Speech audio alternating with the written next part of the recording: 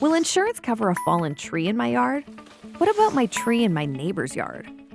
Most homeowners' insurance policies will cover fallen tree damage to your home, its contents, and other structures, like a detached garage, as long as the tree fell due to unforeseeable perils like fire, windstorms, ice, snow, and lightning.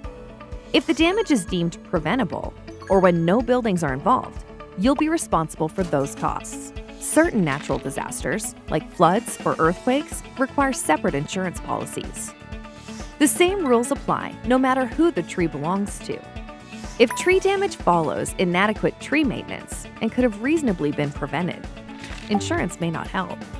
If your neighbor's tree falls on your house due to an unpredictable, covered event, you'll file a claim with your insurance company.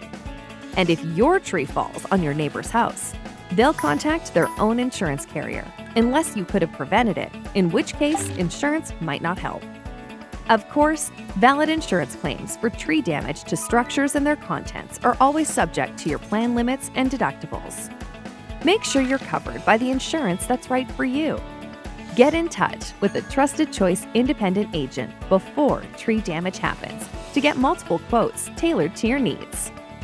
Be independent. Go independent.